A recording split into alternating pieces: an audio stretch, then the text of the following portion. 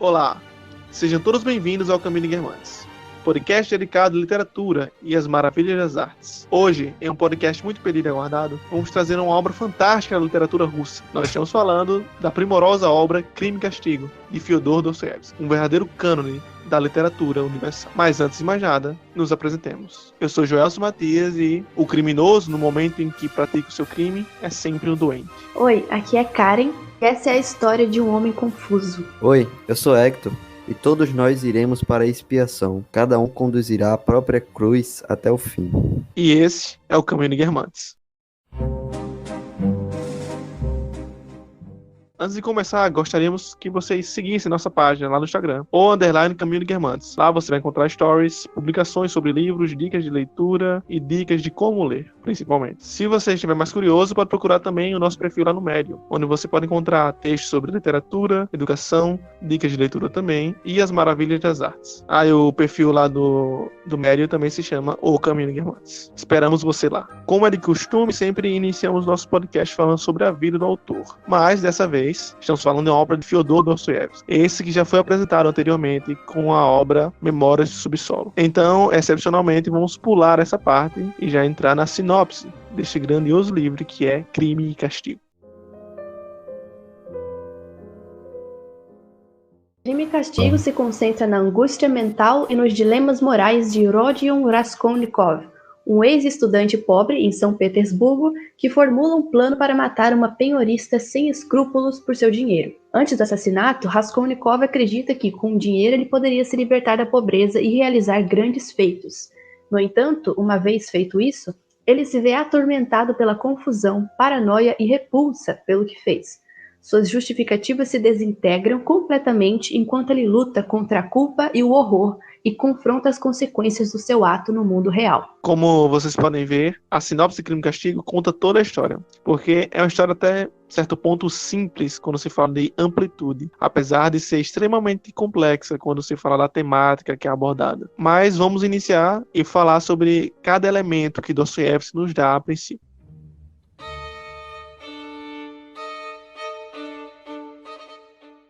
A história começa com o nosso herói, entre aspas, Raskolnikov, em uma pensão. Pensão essa que descobrimos logo de início que ele está devendo já há algum tempo. Não se sabe ao certo quanto tempo, mas que ele deve é fato, já que ele se envergonha de se ver frente à dona da pensão. Logo no início do texto, vamos vendo como é estruturada toda aquela socialização que está ao redor de Raskolnikov. Desde a sua relação com a criada da pensão, que ele trata com um certo tom de superioridade, até o medo que ele tem da dona da pensão, não é isso? É interessante também que ele tem ódio dessa senhora que é dona da pensão toda vez que ela lhe cobra o aluguel. Sim. Então é como se desde o início já nos é mostrado um Raskolnikov que tem uma certa aversão a essas regras, ou ele não tem um senso de justiça muito afiado, né? É uma coisa bem dele, é uma justiça bem subjetiva. Porque o normal é que vejamos isso e pense,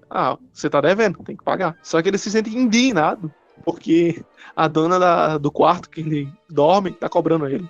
E ainda o alimenta, né? A gente vê isso também no início, que ele ainda recebe alimento. Ele recebe um certo cuidado dessa criada. Até o pão que a Raskolnikov come é pago pela velha e dado pela criada, que também é paga pela velha. A criada, que eu disse, é tipo uma criada da pensão completa. E elas é encarregada de cuidar dos quartos, da alimentação, levar o chá para os quartos das pessoas. Esse povo não tinha emprego, não? Esse era o emprego do povo. Não, eu tô falando do Raskolnikov. Ele é um ex-estudante universitário pobre, fica lá dependendo dos outros. Ele nem é doente ainda, pô. Sei lá. Toda a história de Dostoiévski tem um sujeito desse. Mas ele escrevia, né, pro jornal, um negócio assim. No começo a gente descobre que ele era estudante. Nem a Rússia, né, pô? Você vai falar o que da Rússia, né? Rússia é o Brasil. Deus me livre, ainda não. Parecido, né? Vai lá. Todo podcast eu falo isso, que a Rússia... É igualzinho. Mas logo no início da história a gente já descobre que o Raskolnikov é um ex-estudante de direito que não consegue mais pagar as contas. A gente entende que a mãe manda o dinheiro pra ele, ela manda uma certa quantia. A mãe dele está falida, é o que a gente descobre pelas cartas. Só que mesmo assim ela manda dinheiro pra ele, pra tentar sustentar os estudos dele. Ela fala assim, manda dinheiro e fala, compra um terno novo, compra um sapato novo e tal. Porque com esse dinheiro, além de pagar a universidade, é o que ele deveria fazer, ele deveria comprar roupas novas para poder lecionar, ser uma espécie de preceptor para famílias mais abastadas, ou então escrever para jornais, ser tradutor, que é o que vai ser proposto por seu amigo um pouquinho mais à frente. Aí, cara, é exatamente isso mesmo. Ele poderia estar trabalhando, só que ele é extremamente preguiçoso e também ele tá parado pelo aquele pensamento dele. O pensamento dele torna ele inerte. É aquilo que a gente falou em Mário Subsolo. Mário Subsolo, exatamente. Como é que é mesmo? O homem de consciência hipertrofiada. Isso, exatamente. Então o Raskolnikov se vê nesse momento de consciência hipertrofiada em que ele fica inerte por muitos pensamentos. E até porque ele é muito inteligente, né? A gente vai ver que a intelectualidade dele é inegável. Ele é um cara muito inteligente. Só que aí já nos aparece uma das primeiras questões filosóficas que o Dostoiévski pode nos pôr, que é: será que a inteligência é realmente a salvação da humanidade? Será que a barbárie é suprimida pelo intelecto? Inclusive isso já se relaciona com o nosso episódio sobre o Senhor das Moscas, né? Não necessariamente a inteligência, mas a civilidade, né? Então, o aspecto racional do homem não necessariamente precisa vencer a barbárie, né? Provavelmente não consegue 100%. Isso. Essa coisa do racionalismo, né? Como a nossa salvação. Isso a gente vai tocar durante o podcast, porque tem cenas muito importantes e que abordam isso de um jeito bem legal.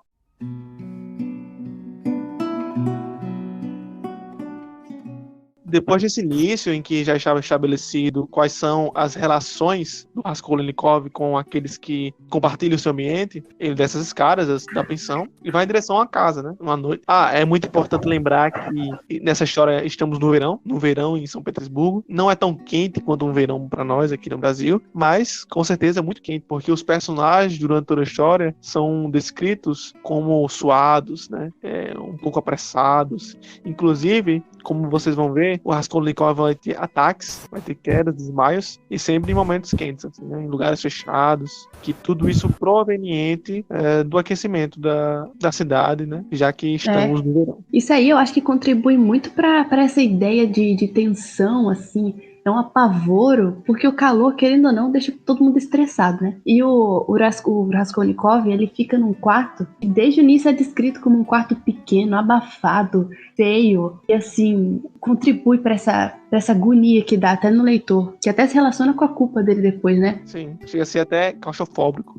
Muito estranho. Então ele desce desse quarto, né, e vai pra uma casa, que a gente vai entender o que ele tá querendo fazer. Ele tá indo pra essa casa de uma senhora, uma velha, que logo de início a gente entende que ele não gosta muito dessa velha, que ela é uma agiota. Ela penhora coisas. Penhorar significa colocar algo e pegar um dinheiro. Por exemplo, eu tenho um relógio, eu coloco o meu relógio com a pessoa, ela me dá o dinheiro. Se eu não devolver o dinheiro a ela, o empréstimo, né, que o agiota me fez, ele fica com o meu relógio. Se eu conseguir o dinheiro de volta, eu entrego o dinheiro e pego o meu relógio de volta. Isso significa penhorar. E ele vai lá para penhorar algumas coisas, inclusive um relógio que ele tinha, que, se não me engano, era do pai dele, que a mãe dele mandou para ele. Então ele sabia que era uma coisa errada de fazer, assim. O pai dele já tinha falecido, ele não deveria fazer esse tipo de coisa. Talvez esse elo emotivo também tenha motivação nas ações futuras dele. Mas enfim, a gente vê muito do ponto de vista dele, né? Uma coisa psicológica mesmo, como algumas análises passam, como algumas sinopses vendem esse teor psicológico. Isso se manifesta também na narrativa. A gente vê quase a todo tempo o ponto de vista de Raskolnikov. Então nós vemos o seu pensamento, nós vemos os seus planos sendo traçados e assim vai. E chegando lá, a gente descobre que ele tá sem dinheiro, né? Quer dizer, a gente já sabe disso, mas ele tá sem dinheiro, ele vai penhorar os relógios. E a gente fica sempre vendo ele pensando, essa mulher, não sei o que, essa mulher é rica e tá aí pegando essas coisas. E a gente pode ver como o narrador, talvez influenciado pelo pensamento de Raskolnikov, porque às vezes essas coisas se confundem um pouco em algumas histórias. Em Dostoiévski isso acontece com certa frequência. O narrador narra a mulher com um certo ar desagradável. E daí, pensando nisso, nessa relação que essa mulher tem de ter muito dinheiro, de ser alguém que acumula capital e ele não tem nada, ele ser um estudante inteligente e não tem nada, ele fica amargurado, de certa forma, e vai para um bar. Nesse bar, ele escuta outros estudantes falando sobre essa mesma senhora. Qual é o nome da senhora mesmo? Aliena Ivanovna. Ela que empresta dinheiro não somente para Raskolnikov, como para todos os estudantes ali de Petersburgo que, né, tem alguma dificuldade na vida, esse tipo de coisa. E lá o Raskolnikov vai escutar uma conversa entre dois amigos de faculdade também, não amigos dele, amigos entre si, que eles estão falando assim, aquela mulher tem muito dinheiro, aquela mulher escraviza a irmã, aquela mulher tá pegando dinheiro dos pobres, pessoas que precisam e tal. Por que a gente não mata essa mulher? E Raskolnikov já tinha pensado nisso, pelo jeito, antes da história começar. A gente já percebe aí que essa coisa que vai ser concretizada na história já tá rolando há muito tempo já. Isso aí, a gente só tá vendo a ação sendo realizada. Sim. E aí, ele fica pensando, por que eu não mato essa mulher, né? E nisso nasce algumas desculpas, por assim dizer, humanistas, né? Ela é rica, imagina o que eu posso fazer com o dinheiro dela. Imagina, essa pessoa que está acumulando tanto capital, e se a gente pegasse, matasse essa pessoa e distribuísse o capital para todas as pessoas? Será que meu crime seria justificável, caso fosse isso? Será que eu estaria além de qualquer coisa? Será que a história iria me favorecer? Entre esses seus devaneios, ele encontra o primeiro personagem importante na história, que é o Marmeladov. O Marmeladov, ele é um funcionário público, era chamado conselheiro titular. Ele foi casado com a Ekaterina, que é importante, teve uma filha que era a Sônia, que é outra personagem muito importante. Ele era um perdido na vida, tipo assim, ele foi despedido do emprego, ele se perdia em bebedeira, era um viciado, e por causa disso, a Sônia, que era filha dele, tinha que se prostituir para poder sustentar a família. Tanto que a primeira vez que ele fala quase em lágrimas, assim, ele fala que acompanhou a sua filha para tirar a carteira de identidade amarela. A carteira de identidade amarela seria uma espécie de carteira de trabalho para prostitutas ou para garotas de programa. Então Sim. A gente vê um cara ali que tem realmente sofrimento, que ele buscou, certo? Mas também por sua condição social. E claramente ele não está fazendo nada para mudar isso. E o Raskolnikov acaba desenvolvendo uma certa afeição por essa família. No mesmo dia, ele acaba indo para casa desse Marmeladov, e aí ele vê a cena lamentável assim, das crianças jogadas, a mulher escorraçando o Marmeladov, porque ele é irresponsável e tal. E aí a gente vê aí uma cena de generosidade, né, que é bastante espontânea do Raskolnikov, quando ele, sei lá, tem alguma piedade por aquela família, principalmente por Sônia, tem que se prostituir para dar de comer aos pais e aos irmãos. E é interessante que desde o começo a figura de Sônia é bem clara. Ela é aquela alma pura, que é uma vítima, que tem que fazer coisas ruins, mas sempre para sanar uma urgência. Ela é uma figura digna da nossa compaixão, digamos assim, e ela é a figura, uma das personagens mais fortes de Dostoiévski, né, de toda a obra dele. A personagem feminina é a Sônia, mais importante. E aí, essa cena de piedade é quando o Rodia, que é o apelido de Raskolnikov, ele deixa um dinheiro na janela da casa deles e sai, assim, sem ser notado. É engraçado porque nessa cena ele coloca o dinheiro na janela, compadecido pela pobreza da família, né?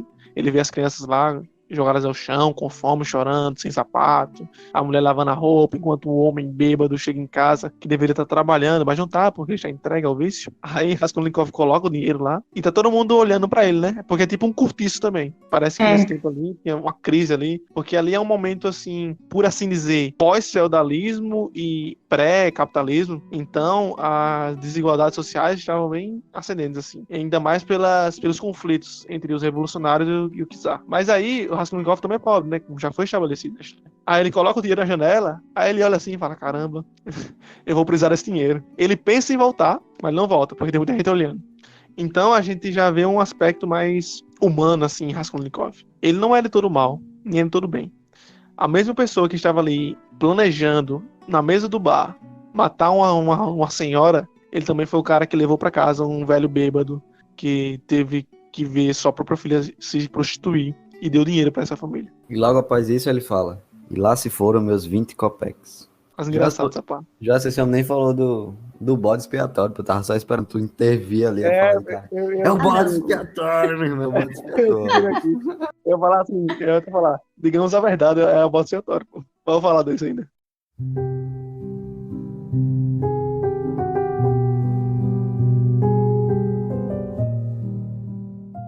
Logo depois desse dia, a gente já entra em contato com a história de Luzhin e da irmã de Raskolnikov, que é a Dunia. Durante toda a história, durante todo o livro, tem uma história em segundo plano ali, que é o casamento da Dunya com esse tal de Lúthien. Esse Lúthien, ele era um estrangeiro, ele era rico, era um advogado, alguma coisa assim, e ele pede a Dunya em casamento. E o Raskolnikov, ele é muito distante da família, assim, ele mora em São Petersburgo, que é onde fica a universidade, e ele se comunica com a família só por cartas. E até então a gente sabe que ele tem uma relação meio confusa, assim, com a mãe e com a irmã. Não fica claro, assim, se ele tem algum problema específico, mas ele parece gostar bastante das duas. Ele fica muito insatisfeito com essa ideia de casamento, desde o começo. Ele acredita que esse Lúthien é um salafrário que quer só abusar da Dunya, e ele não vê esse casamento com bons olhos. Só que, ao mesmo tempo, parece que ele não tem muita moral nessa família, entendeu? Pelo fato dele não trabalhar e ser sustentado por elas o tempo todo, desde o começo tem esse confronto de opiniões. Aí tem duas coisas interessantes, que é a relação, né, que a Karen falou, entre ele e a família, que a gente vai entender mais como está acontecendo isso por meio de uma carta, e que narrativamente a carta vai ser lida, né, não vai ser descrita assim. Ele vai estar lendo a carta que a mãe dele falou. Ou seja, nós, como leitores, estaremos lendo essa carta também. E essa carta, na edição que tem aqui, tem 10 páginas. É a edição de bolso, né? Mas deve ter um pouquinho menos. Mas mesmo assim, a gente vê como foi realmente bem detalhada. E nessa carta, a gente vê o que aconteceu com a irmã de Raskolnikov. Ela, bem resumidamente, ela trabalhava numa casa, foi assediada pelo dono da casa. A dona da casa começou a falar mal da Dunya, falou mal dela pra todo mundo, até que o marido dessa dona da casa revelou que, na verdade, ele tinha assediado a menina, a Dunya, sem que ela quisesse. Porque, assim, a algum momento se pressupôs que Dunya foi assediada porque estava se oferecendo. Só que, após o assediador se mostrar como aquele que realmente estava indo em cima mesmo, aí a mulher se arrependeu do que fez. Arrependida do que fez, ela foi de casa em casa falar bem de Dunya. Falar que ela estava certa, que ela não fez nada errado. Ela se arrependeu tanto que conseguiu para Dunya um casamento com esse Lúthien, que Karen já apresentou, que é o possível futuro marido da Dunya, né? E esse casamento é arranjado para quê? Para limpar o nome da Dunya. Porque a Dunya agora está com o nome sujo na cidade. Todos falam que ela é enxerida, que ela se ofereceu pro cara, que ela deu liberdade, enfim, esse tipo de coisa. Então a Dunya veio aí também uma oportunidade de limpar esse seu nome. Entretanto, Raskolnikov vai ver isso de outro modo. Raskolnikov, lembrando, o pai dele morreu. Então ele é o homem da família. Como ele é o homem da família, ele tem um certo poder, por assim dizer, na Rússia naquele tempo. Então ele, sim, tinha alguma voz se a Dunya ia se casar ou não. Talvez ele não definisse, mas voz ele tinha. Uma opinião forte ele teria. Só que é muito ambíguo essa situação, porque ele é homem da família, supostamente, por sua masculinidade naquela época, significar algum poder, ele deveria ter alguma moral. Entretanto, ele não está em uma posição de moral, ele é um vagabundo. Ele está lá, em São Petersburgo, fingindo que está estudando, dizendo pra mãe que está estudando, mas não está. Está lá deitado o dia todinho, devaneando, pensando nas coisas dele, e no final das contas não faz nada para mudar a situação da família, que está em miséria, está em falência praticamente, e nem da irmã, que já está em desgraça com seu nome mal na praça, por assim dizer. Era a esperança da família também, né? O Lúthien, ele era rico, ele tinha posição na sociedade. E principalmente ali para as duas mulheres solteiras, ia ser essencial. Ia sustentar tanto a Dunya quanto a mãe. Não sei se o Roger tem alguma pretensão de caramba, ele tá entrando no meu lugar. Não sei se ele pensa assim, porque apesar dele não trabalhar para fazer o que ele devia fazer, que era sustentar a família, é como se ele ainda estivesse esse lugar é meu, entendeu? O homem da família. Ele entrando aí vai tomar esse meu lugar e vai ser muito melhor que eu. Eu vou ser esculachado por ele, entendeu? Não sei. Talvez tenha esse complexo de inferioridade aí. Até porque o Lúthien, ele também é do direito, né? A área dele é do direito. E na carta, a mãe promete que esse Lúthien vai encontrar um trabalho pra ele. Porque a mãe dele sabe que ele não tá trabalhando. Sabe que tem uma coisa errada. Ela não sabe exatamente que ele não tá estudando, mas ela sabe. Tem uma coisa errada com esse menino aí. Não manda a carta direito, não fala nada. Enfim. Então ele vê assim, o cara vai me dar um trabalho, vai mandar em mim, ele vai ficar com minha irmã. E por ele ser rico, Raskolnikov vê também aí que possivelmente, a grosso modo, a irmã dele estaria se prostituindo também, né? Então a gente já vê um espelho do que Sônia é, uma prostituta. E ele não quer que a irmã dele pague por ele, né? Porque olha só, se o dever dele é cuidar da família, e ele não tá cuidando, porque ele tá lá deitado no divã dele, a irmã dele vai ter que se prostituir, então a culpa também é dele. Às vezes parece até que Raskolnikov é bom, né? Você vê como é que é? Mas aí, ó, a gente já chegou no ponto principal, que é a discrepância entre as ideias e as ações desse cara. Por isso que ele é um homem confuso. Porque as ideias dele sempre são justas, digamos assim. Ele não aceita esse casamento porque ele tem dó da irmã, que não quer que ela se sacrifique por ele. Ele reconhece que deveria estar fazendo alguma coisa, mas não faz. A mesma ideia com a velha. As ideias são boas. Ah, vamos fazer o bem, esse ser humano abominável, vamos tirar ela da terra. Só que isso é totalmente contrastante com o fato de matar ela, entendeu? As coisas são meio deslocadas o tempo todo. Mais uma vez, essa coisa do Memória Subsolo voltando, né? Porque, como a gente lembra, Memória Subsolo, o personagem tem muito essa dificuldade de exteriorizar e praticar o que ele pensa, né? Parece um assunto recorrente nas obras de Dostoiévski. Esse assunto do casamento da irmã e do fato dele não concordar com esse casamento é uma situação urgente, né? Um problema. Ele precisa dar uma resposta para isso, e aí ele, nesse momento, quando confrontado pela urgência dessa solução, ele lembra daquela fantasia de assaltar a agiota. Como a gente já disse, ele já vinha pensando nisso há um tempo, e de vez em quando essa ideia dá uns flashes assim na mente dele. E agora, diante dessa dificuldade aí, precisando de uma resposta urgente, precisando de dinheiro, porque, veja, se ele tivesse alguma garantia, ele teria pelo menos alguma moral para ir lá e falar, olha, você não precisa fazer isso, porque a mãe deixou claro na carta que a Dunia não estava casando por amor, coisa nenhuma, não tinha ali nenhum sentimento de amor da Dunia em relação ao Luzhin. Então, se ele tivesse algum dinheiro, ele poderia evitar esse casamento arranjado, né? E aí, por isso que vem à mente a ideia de matar a agiota. E aí, o livro narra que quando ele lembra dessa ideia, assim, num flash, a vista escurece. Então é assim, nossa, seria uma boa ideia, né? Mas aí, de repente, ele muda de opinião. Ele reprime esse desejo de tentar realizar esse ato que é socialmente contestável.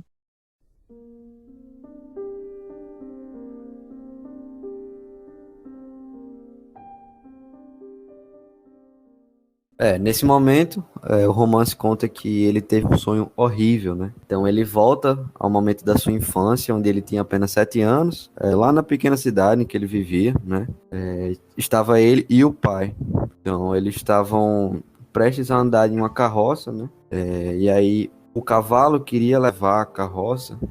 Ele era um cavalo já mais velho, né? Mais fraco. E de qualquer forma, o cocheiro, digamos assim, o homem que vai liderar a carroça, ele coloca muitas pessoas em cima dessa carroça, de forma que o cavalo ele não consegue puxar a carroça com as pessoas em cima. Então, por conta, né, desse não resultado do cavalo em conseguir levantar e realmente puxar as pessoas, o cocheiro ele realmente fica com muita raiva. Ele começa a bater no cavalo, né? Ele vai chicoteando o cavalo algumas vezes, várias vezes. As pessoas que também estavam na carroça vão incitando esse homem, né? A cada vez mais chicotar o cavalo.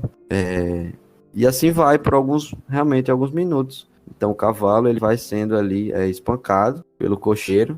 E depois de algum tempo, inclusive, outras pessoas entram nessa barbárie, né? Então o próprio pequeno Rodion, ele entra para chicotear o cavalo também, bater no cavalo.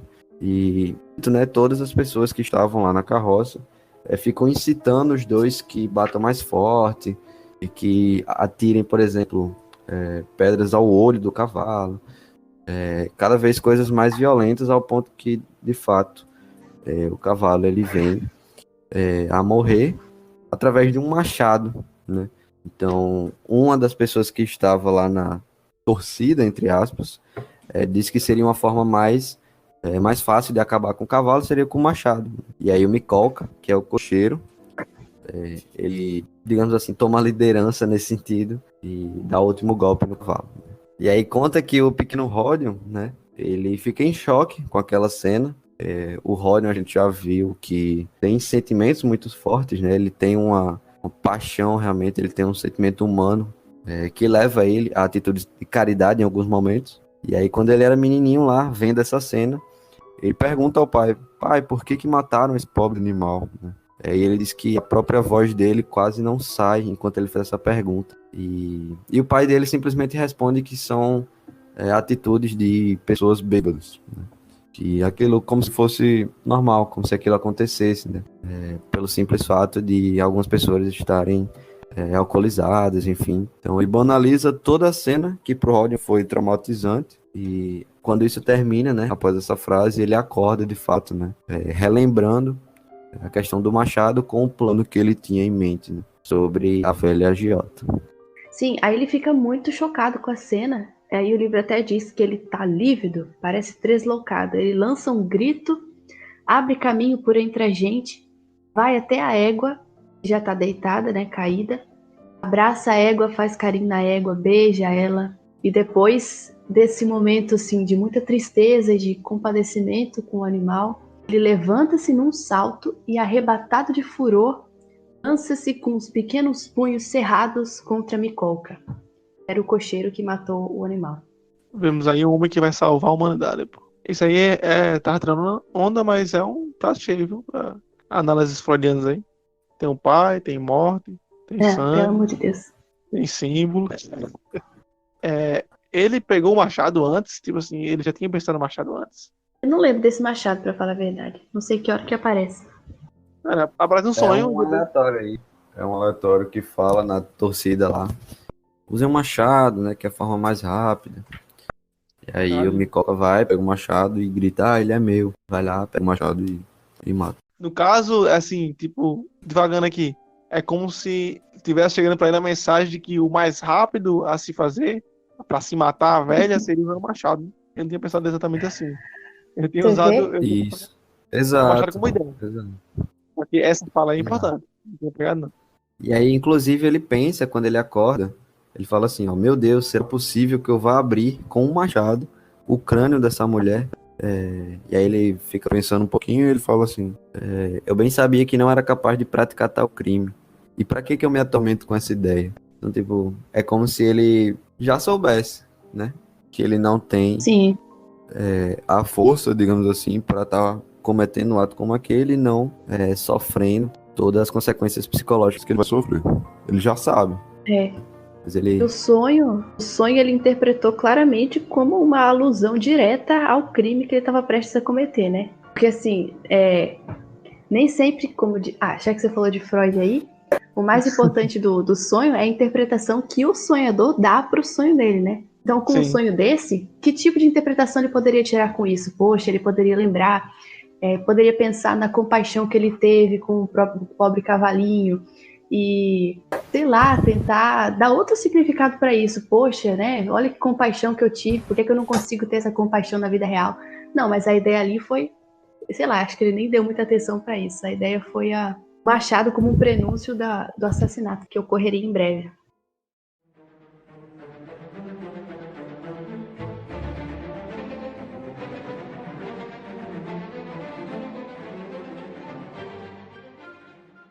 E aí ele tá meio perturbado com essa ideia, né? Ele implora, né? Senhor, mostra-me o meu caminho. Eu vou me libertar desses malditos desvarios. Ele não parava mais de pensar nesse crime. Estava atormentando a consciência dele. E não demoraria muito para que esse crime fosse concretizado. Caramba, aqui tá assim, ó. Senhor, mostra-me o caminho e eu renunciarei a este sonho maldito. Olha só, aí se ele fala, ainda ontem, quando fui fazer aquele ensaio, compreendi logo que isso era superior às minhas forças. Aí, uma página após, aí ele diz que tá se encaminhando já pra casa da Isabel. Mas antes da gente já ir pra cena principal aqui nessa primeira parte do livro, acho legal pra isso que, já que tu falou dessa incoerência, né? De uma página ele fala, não, eu vou matar ninguém não, pô, nem consigo. Aí no outro dia ele já tá andando em direção. Ao mesmo tempo, né, eu falei isso, ao mesmo tempo que ele tem ideias horríveis, ele ajuda outra pessoa. Isso é direto, essa dicotomia é extremamente complexa. Demonstra que não existe uma coisa tão um certo e um errado, assim, tão explícito quando se trata da vivência humana, né? Assim, com o pensamento individual. Existe esse maniqueísmo ideal, né, que se prega bastante, ainda mais quando estão em momentos como a Rússia passava, né, um momento de revolução. Então, havia muito esse maniqueísmo mesmo, tipo assim, a gente tá certo, eles estão errados, e é por isso que a gente tem que fazer isso.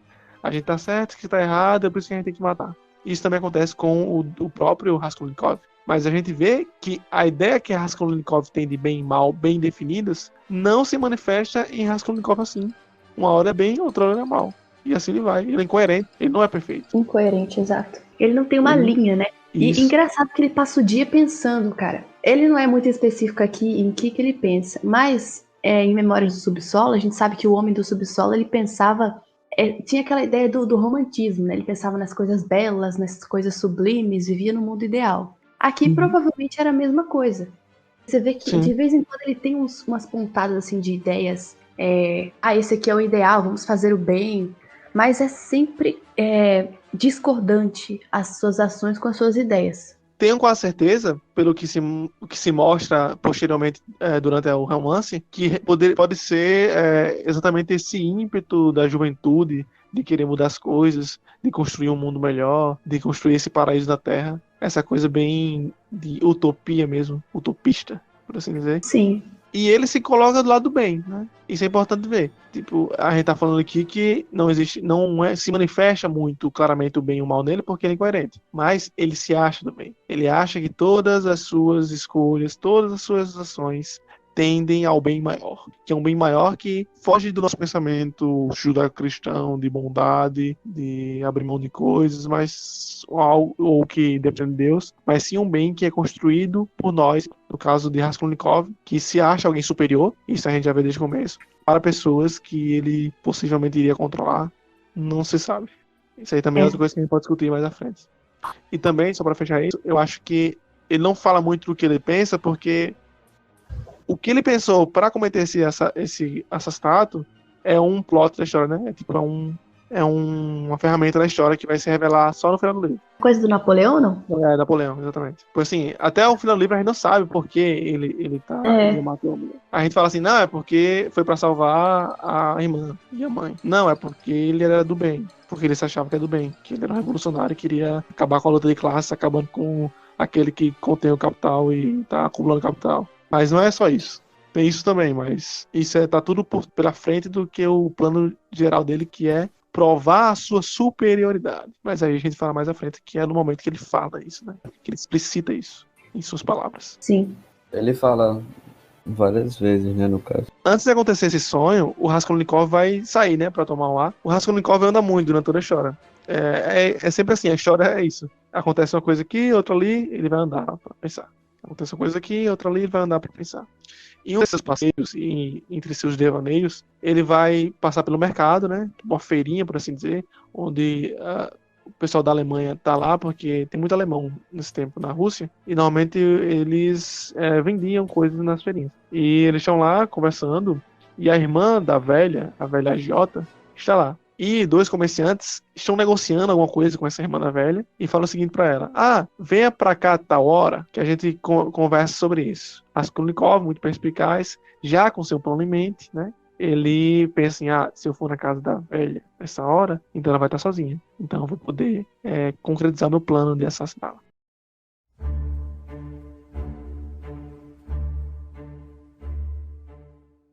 Com essa informação, ele volta pra casa, dorme, só que ele dorme muito. Ele dorme até quase depois da hora em que supostamente a velha estaria sozinha em casa. Então ele acorda já de sobressalto, correndo, porque ele fala, vou perder a hora, porque a mulher vai voltar. Então é tudo muito improvisado. Ele é um cara que procrastinou muito o plano dele, talvez porque ele não queria realizar. Então ele pega ele vai na cozinha pegar o machado, uma machadinha, né? Não sei exatamente o tamanho específico disso, mas a gente pode falar machado mesmo. Só que na cozinha vai estar a empregada da pensão, a criada da pensão. Então, possivelmente, se ele pegasse a frente dela, todo mundo descobriria. Isso é estranho. Isso. Só que ele vai lá pra frente e, pelo que eu me lembro, ele pega um machado que tá lá, tipo, na portaria. Né? É isso mesmo, né? Isso, do zelador. Do zelador. Aí ele pega esse machado e vai em direção à casa da senhora, que estaria sozinha em casa, né? Mas lembrando que ele estava muito atrasado já. Ele estava até fora de si, né? O livro fala sobre a falta de autocontrole que ele estava. Ele estava fazendo tudo meio na doida, assim. E aí, mas mesmo assim, ele tinha clara na mente de que aquilo que ele estava fazendo não era um crime. Então ele estava, desde o início, exaurido dessa culpa de estar fazendo uma coisa abominável. Não, porque ele estava fazendo aquilo ali por motivos bons. Aquilo ali era um serviço que ele estaria prestando para a sociedade. Até que o caminho mesmo não é tão rápido como estamos falando aqui. Porque o caminho todo vão havendo um diálogo interno ali com o narrador, os pensamentos de Raskolnikov, querendo justificar a ação dele. Até a hora que ele tá matando a velha agiota, ele tá tentando justificar a ação dele. Tanto que é aí que ele chama ela de piolho, né? Ele trata com ela como se fosse um piolho da sociedade, um inseto, algo que deve ser morto, porque é inferior a nós, né? Isso me lembra até um conceito importante da psicologia de Albert Bandura, que é um psicólogo canadense, que ele criou um conceito chamado de desengajamento moral, que é um conceito que define o uso das pessoas de meios para justificar suas ações que são antissociais. Né? Assim, eu quero fazer uma coisa que não é aceitável socialmente, então eu crio várias justificativas. Para Bandura, ele compilou algumas desses mecanismos. São basicamente 8. Só que tem 3 que o Raskolnikov vai usar aqui nessa rápida análise aqui, que é o da justificação moral, né? Que é assim, ela é do mal. Ela tá pegando dinheiro das pessoas. Então, moralmente, eu justifico isso dizendo que eu estou fazendo bem. Então, eu posso matar e infligir uma lei e ser antissocial nessa questão. A outra coisa é da linguagem eufemística, por exemplo, é quando a linguagem como um jogo para tentar enganar as pessoas e demonstrar que aquilo que eu estou fazendo ela é justo. Só que Raskolnikov, o complicado de Raskolnikov, chega a ser meio esquizofrênico, é a questão de o Raskolnikov não estar contando isso para ninguém. Ele não está querendo justificar isso para ninguém. Ele justifica isso para ele mesmo. E a terceira, que é o que fica mais claro, que é a desumanização. O desengajamento moral da desumanização é quando nós tiramos as características humanas, ou seja, as qualidades humanas de tal elemento, de tal sujeito, que normalmente é uma pessoa mesmo, para que nós possamos maltratar esse mesmo elemento. Por exemplo, aquela pessoa não é criminoso da gente, não. Aquela pessoa nem gente é. Aquele cara ali não presta, não.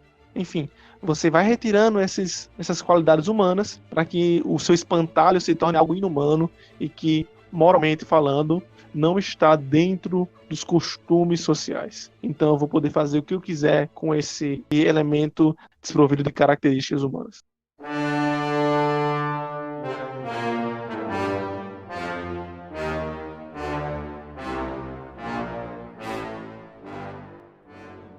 Então, Raskolnikov toma coragem. Ele vai até a casa de Ivanovna, a velha usurária, e mata-a com 3 machadadas. Não somente isso, ele furta as joias e os objetos empenhados que estavam na casa dela. Só que aí acontece um imprevisto, mais um, né? Acontece que a Lisavieta, que era irmã dessa velha, entra na casa e aí acaba sendo morta também, porque ela não estava nos planos. A intenção ali era especificamente a velha.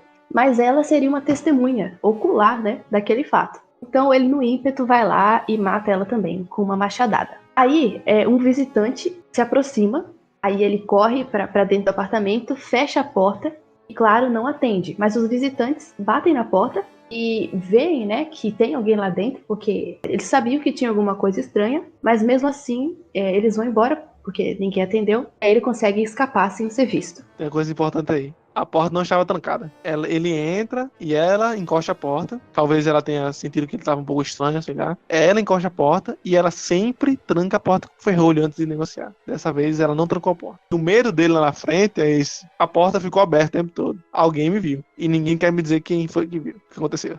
Sim. Uhum. Tanto que tem algumas análises, né? Assim, bem longe assim mesmo, mas pode ser possível, que diz que é quase um medo de Deus, porque uma força interior pode ter visto ele. Assim, a porta estava aberta, alguém me viu, mesmo que esse alguém não esteja entre nós, alguém me viu. E esse medo é o que vai realmente corroer o Raskolnikov durante toda a narrativa. E aí ele consegue escapar sem ser visto, claro que depois desse monte de imprevisto, mas ele acaba deixando uma pista no chão. Sem querer, ele acaba deixando um colar caído lá, e aí ele sai atordoado. Esse colar é só um detalhe, mas é um detalhe importante que a gente vai retomar mais pra frente.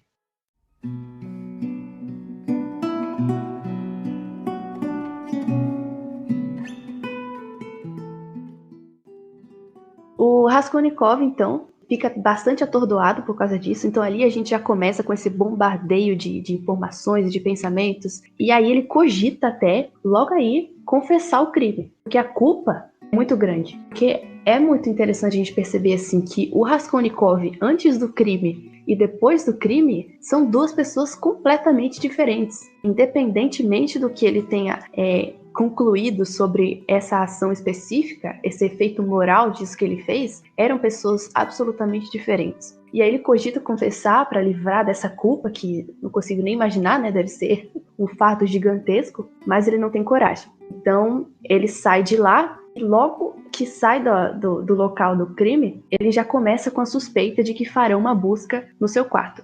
Isso é interessante dessa mudança que Karen falou agora, porque realmente, pensando agora, assim, não foi uma coisa que eu pensei durante a leitura, mas pensando agora, parece que antes ele tinha alguns sintomas, eram poucos, só que ele era uma pessoa muito fechada mesmo, assim, tá? Ele estava impondo pouco as suas vontades sobre o mundo ao seu redor. Só que depois que ele bota pra fora esse desejo, né, de matar a mulher, a velha agiota, ele realmente muda, ele fala mais, ele é mais sarcástico, ele é mais ousado. A personalidade do Raskolnikov a gente realmente só conhece após o assassinato. Bom, aí ele se desfaz de todas as pistas que ele imagina que tenha deixado. Ele não se lembra desse colar que deixou lá. E aí ele vai até a casa do seu amigo Razumi Kim, que ele já apareceu antes na história, mas a gente acabou não citando ele. O Razumi Kim era um dos colegas de universidade, assim. Era a pessoa com quem ele tinha mais afinidade, só que essa afinidade não era muita. Porque, como a gente já disse, ele não tinha uma boa relação com as pessoas porque ele se achava superior a todas elas. Então, ele vai até a casa desse amigo, ele tá meio atordoado, e a partir desse momento, esse Razumi Kim vai ser uma personagem bastante importante, assim, vai cuidar dele, porque aí começam os problemas físicos, né, sintomáticos dessa ação que ele teve. Em casa, ele delira durante 3 dias inteiros por causa dessa culpa. E aí dá até uma amnésia, ele chega a esquecer daqueles fatos que ele acabou de vivenciar. E aí começa o delírio, a febre, enfim. O Razumi Kim, ele chama um médico que era amigo dos dois, que era Zosimov, porque viu a situação estava difícil, então chama esse médico para tratar desse amigo. Bem, nessa mesma tarde, a gente entra em contato com o Nikolai, que ele vai até uma taberna para penhorar uns brincos. Olha só, não era um colar, viu? Eram brincos, ó. Empenharam uns brincos que ele tinha dito que achou na rua. E esse Nikolai, por causa disso, ele é preso como suspeito desse crime, porque estava todo mundo falando desse crime. É claro que ainda não tinha nenhuma suspeita em cima do Raskolnikov, mas quem foi condenado aí, por enquanto, foi esse Nikolai. Mas aí vai começar uma certa suspeita em cima do Raskolnikov, porque ele dorme 3 dias, não é isso? Fica delirando. Fica 3 dias. Delírio, acorda, dormia, tomava sopa, e apagava e ficava nessa. E após 3 dias que ele retoma a consciência, ele sai doido procurando tudo que é jornal. Ele só fala sobre o assassinato do médico Zosimov, seu amigo, e o outro seu amigo. E começa a, assim, gerar uma certa suspeita. Tanto que ele vai num tipo de mercado e ele vai pegar todos os jornais dos últimos 3 dias para saber o que aconteceu. Ele quer saber tudo o que estão sabendo agora. Ainda mais depois que ele tem alguma suspeita de que sabe que é ele, a suspeita da porta aberta, a suspeita que teria também de qualquer forma, já que ele deveria estar paranoico após realizar tal crime. Então, os primeiros indícios de que ele é o culpado frente à sociedade se dão aí, nesse anseio dele de descobrir o que aconteceu nesses últimos 3 dias. Aí começam essas suspeitas em relação à figura do próprio Raskolnikov. E ele é irônico a todo momento. Ele é uma cara... É engraçado, ele é bastante cínico, né? Ele até faz uma brincadeira. E se fui eu que matei? Ele começa a jogar umas pistas assim, que a gente não sabe se isso é inconsciente ou se ele tá fazendo aquilo ali de propósito pra fazer o jogo dele. Não dá pra saber muito bem. Mas o fato é que ele começa a soltar umas pistas assim de que foi ele que cometeu o crime. E a gente não sabe se ele tá fazendo isso de propósito ou não. É meio doente, né? Porque assim, parece que ele olha para as pessoas importantes. Imagine que você tá num romance policial, num livro policial, que não é o caso de Crime e Castigo. Apesar de ter uma cara de livro policial de investigação, ele não é exatamente um livro policial. Exatamente por essa complexidade. Mas imagine aí um livro policial em onde o investigador tem um criminoso direto jogando, lhe entregando as provas assim. Não, foi eu que matei, eu acho. Aí ri assim, pronto, sabe? O leitor que estaria lendo essa história ia saber desde o início que ele era assim. Ia ser muito fácil, não teria graça, não teria aqueles jogos de Sherlock Holmes. Não seria um livro de Agatha Christie. Porque o assassino tá lá se entregando direto. E aí, é essa questão que o cara fez mesmo. Será que ele tá querendo se entregar? É um jogo dele? Só que ele tá com muito medo, porque ele faria esse jogo assim, muito arriscado esse jogo, né? Muito perigoso o estilo de jogo que ele estaria fazendo. Se ele tá querendo se safar. Aí ele volta até o apartamento da velha. Inclusive é um lugar que ele vai revisitar algumas vezes, né? Não sei, parece que ele revisita aquele momento várias vezes. Tanto o lugar físico quanto o lugar na mente dele, né? Engraçado que eu tava assistindo Mindhunter no tempo. E Mindhunter pega muito nessa coisa de que o serial killer ou o assassino, ele sempre revisita o local do assassinato ou o local do corpo. Sim. Não que seja realmente o caso do nosso personagem. Quer dizer, algum probleminha ele tem, né? Pra ter feito isso. Mas é isso aí. Aí ele tem uma conversa estranha com os pedreiros que estavam lá reformando esse apartamento da velha. E aí ele fica lá olhando, né? De esguelha. E aí os pedreiros ficam acha que ele tá meio sem juízo. O que esse cara tá fazendo aqui? E aí ele, pra disfarçar, diz que tá ali só porque ele pretende alugar o imóvel.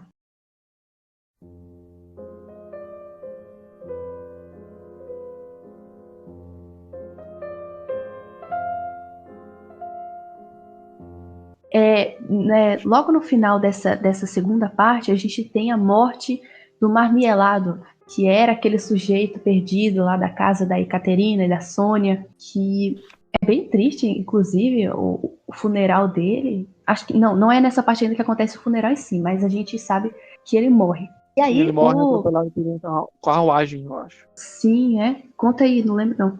O Raskolnikov, mais uma vez, ele está em suas andanças e ele vê o Marmeladov lá no meio da rua, bêbado, e tá passando uma carruagem em alta velocidade. Não que seja tão veloz assim, nem que seja tão perigoso para os dias de hoje, né? Mas dois cavalos passando em cima de você agora, você se machucaria. E não teria remédios, né? Estamos aí no meio do século XIX, então não tem remédio, não tem os anti-inflamatórios que a gente tem hoje em dia. Então a morte dele nos parece besta pro dia de hoje, que ele sobreviveria, mas naquele tempo era fatal, todo mundo sabia. Foi atropelado e morreu. O Raskolnikov leva mais uma vez o retorno, leva o corpo, né, com a ajuda do cocheiro e de outras pessoas, até a casa da Ekaterina, e lá o Marmeladov dá seu último suspiro. Bom, eu tô na cena aqui, basicamente se juntou uma multidão, as pessoas começam a comentar ali, né, enquanto ele tá ali no chão. O Rodion, ele começa a gritar, eu conheço ele, chame um médico, pago, né, aqui tá o dinheiro, enfim. Então acaba surgindo mais um dos elementos de caridade dele com aquela família. Ele percebe que se ele não for atendido, ele não vai chegar vivo no hospital, né? É isso aí que ele decide mesmo, levar o corpo, né? Eles levam o corpo do Marmeladov numa escada, e aí ele paga algumas pessoas para ajudar a levar o corpo. E aí, nesse momento que ele chega lá, justamente ele fala que Catarina estava passeando, né? Como ela fazia sempre que tinha um momento de descanso em relação a cuidar dos filhos, enfim, tudo aquilo. E aí ela vai e fala, mandei chamar um médico, não se aflige, eu pago tudo, disse Catarina, a esposa dele, né? Ele está ferido, mas não morto, creia. Ela corre à janela, né? Corre à casa de Sônia e diz-lhe que o pai foi atropelado por uma carruagem, gritou Catarina, que veio imediatamente. O desespero da Ekaterina é muito, muito bem narrado, pô. O padre já do lado do moribundo pra fazer, se o nome disso é extrema-unção, E aí ela começa, e pra onde eu vou com essas crianças? E aí o padre começa, Deus é misericordioso, confie no auxílio do Altíssimo. Aí ela, misericordioso sim, mas não pra nós. Aí o sacerdote, isso é pecado, senhora. Isso não é pecado? Aí ela aponta pro moribundo, assim, que é muito doido, porque ela coloca a culpa nele, né, querendo ou não. Assim, como é que você pode estar me culpando por não estar confiando na misericórdia de Deus, e aí esse cara aí tá morrendo aí e ninguém olha pra ele? Por que vocês estão olhando pra mim? Aí ela até fala, o bêbado gastava tudo na bebida, gastava a vida dele e a minha pelas tabernas, graças a Deus que morreu, finalmente. É uma despesa a menos. Parece um momento em que é bem conflituoso essa perda, esse amor que ela ainda tem um pouco por ele. Querendo ou não, ele foi quem acolheu ela. Mais à frente, ou no próximo podcast, continuando falando sobre Crime e Castigo, a gente vai falar sobre um pouco da história dela, que é uma história bem interessante, e que ela foi acolhida pelo Marmeladov, né? Ela não tinha ninguém, não tinha pra onde ir, já tinha filhos. Então ela tem, assim, amor. Só que nesse momento a gente vê também um rancor por ele não cuidar da sua própria vida, por não ter cuidado tão bem dela nos últimos tempos, ter bebido muito, não ter cuidado do seu trabalho. Então o rancor e o amor e a possibilidade de perda se confundem nesse momento. Sim. É tanto que o padre, ele responde, né, a provocação, digamos assim, da Catarina. Ele fala, se não tivesse sido atropelado, ele teria voltado bêbado, igual a todos os outros dias, né? Então, é muito contra-intuitivo a gente pensar que mesmo assim, ela foi quem mais lutou ali no final, né? Deu seu sangue ali pra tentar ajudar de alguma forma, de resolver aquilo. Que, inclusive, né, os próprios policiais que passavam, eles ficaram lá assistindo, enquanto ela gritava, deixa pelo menos ele morrer em paz, né, vocês vão ficar aí, com cigarro na boca, com chapéu na cabeça, saiam daqui, tenham respeito pela morte. Então, mesmo assim, né, mesmo com toda essa questão de... A gente sabe que o padre não tá errado nesse sentido, né, a gente sabe que, de fato, se ele não tivesse voltado atropelado, ele teria voltado bêbado, ele iria bater nele novamente, ele iria apanhar em casa, né, ele iria ser novamente humilhado. E mesmo assim, né, mesmo assim. Ele é muito engraçado, porque ele tenta pedir perdão. A gente não sabe que ele tá pedindo perdão, mas o livro só diz que ele tá fazendo um esforço pra falar, e a Ekaterina compreende que ele queria pedir perdão pra ela, e aí ela grita imediatamente com uma voz imperiosa: cala-te, não é preciso, eu sei o que tu quer dizer. E aí ele ficou calado. Mas aí nesse momento ele olha pra porta e vê a Sônia, e o livro diz assim: ele, com forças sobre-humanas, conseguiu apoiar-se sobre uma mão. Contemplou durante algum tempo a filha, ansiosa e fixamente, como se não a reconhecesse. Até então nunca a vira vestida daquela maneira. Porque a Sônia nunca visitava a casa dos pais, porque ela queria manter a imagem dela, né? Não queria se mostrar naqueles trapos que ela vestia, porque, querendo ou não, ela tinha vergonha da posição que ela enfrentava, mesmo sabendo que fazia aquilo por um bom motivo. E ele nunca tinha visto ela vestida daquela maneira. E aí ele, de repente, reconheceu-a, humilhada, abatida e envergonhada, dentro dos seus atavios, esperando placidamente que chegasse a sua vez de despedir-se do pai moribundo. Uma dor imensa se refletia no seu rosto. E aí ele diz: Sônia, filha, me perdoe, exclamou ele, estendendo-lhe as mãos. Mas, como perdeu apoio, resvalou, caiu do divã e rolou de cabeça para o chão. Acorreram em levantá-lo, deitaram-no outra vez, mas ele já estava expirando. Sônia lançou um pequeno grito, correu para abraçá-lo, e nesse abraço ele soltou o último suspiro.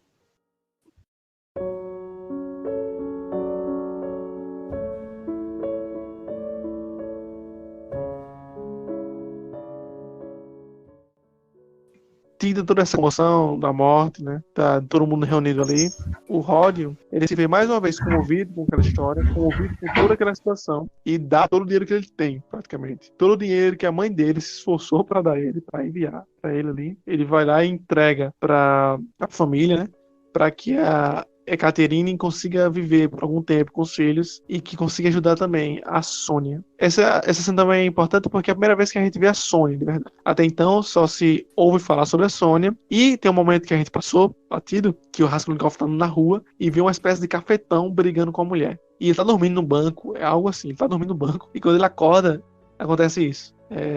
Ele tá um cafetão brigando com a mulher, e provavelmente essa mulher é sim a Sônia. E aí a gente vê a Sônia como ela é realmente. Ela é descrita como uma mulher pura, parece muito uma menina, então a inocência é algo que circunda a sua aparência. Só que com certeza, no momento da morte, o Marmeladov, o pai de Sônia, viu ela vestida de prostituta, né? O cara até falou agora. Então, foi a pior coisa possível, assim, sabe? Aquela cena realmente foi pesada, porque a morte de um homem que falhou como pai, falhou como esposo, falhou com sua família, e que nos momentos finais, no seu último suspiro, teve que ver a sua filha, que aparenta ser sua pedra mais preciosa, né? O seu tesouro da sua vida, vestido de prostituta.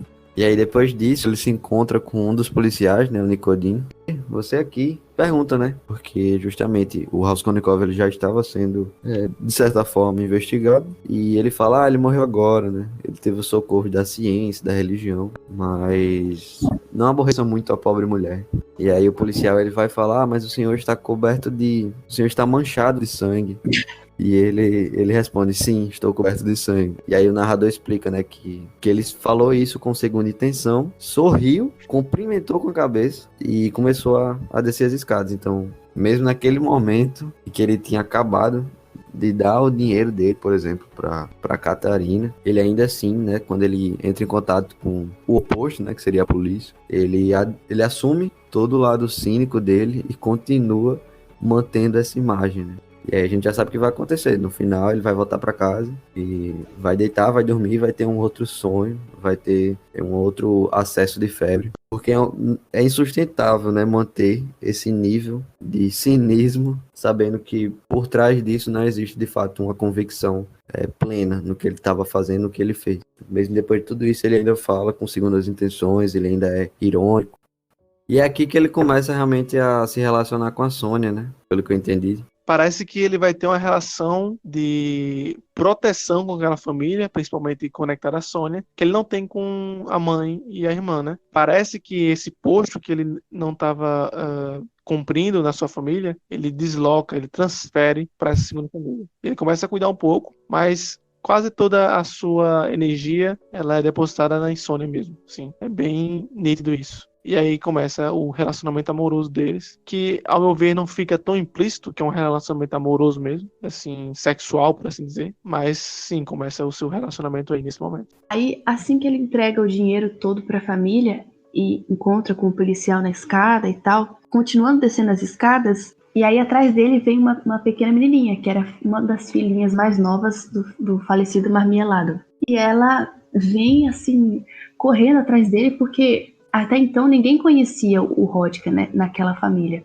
Todos ficam muito surpresos com a atitude dele de dar o dinheiro para sustentá-los. E aí a menininha vem atrás dele. A mamãe, a Sônia, na verdade, a Sônia pediu para que eu viesse atrás de você para saber seu nome. E aí até bonitinho assim, ele tem uma conversa com a menininha, ele pergunta se o pai dela gostava dela, se o pai dela gostava da família. E aí a gente fica sabendo que, até já tinha falado um pouco disso, que apesar dessa raiva, né, que a Ekaterina tinha em relação ao marido, ao pai falho, era sempre uma bagunça, só que a gente vê ali pela descrição da menininha, tinha algum sentimento ali naquela família. O pai ensinava as crianças a ler, ensinava a lei de Deus, ensinava eles a rezar, e aí é até bonitinho, né, o fato da menina pequenininha não se referia a nenhum momento às cenas do pai bêbado, as cenas da mãe batendo nele, ou ela não fala com nenhum rancor do pai, mas ela tem essas memórias dele ensinando. E aí o Raskolnikov pede para que ela reze por ele também. Quando lembrar,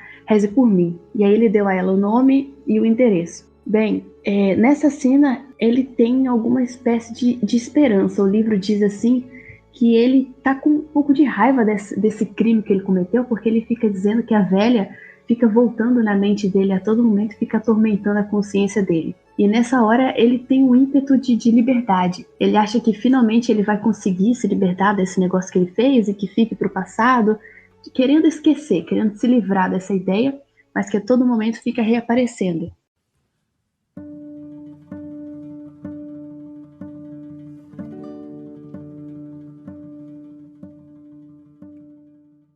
Então, ele até diz assim, a cada minuto eu sou uma pessoa diferente, eu tô estranho por causa desse crime, mas eu não quero mais isso, vamos ver quem é que vai ganhar. Então, quem é que ganha, né? Esse crime que vai consumir ele por inteiro, ou essa nova vida que ele espera viver a partir daí. E aí, ele segue para casa. E a gente vai continuar a narração dessa história na próxima parte, porque a história é muito grande, enfim, tem muitos detalhes. Então, esse foi o final da parte 2, e aí no próximo episódio a gente vai continuar a partir da parte 3 desse romance.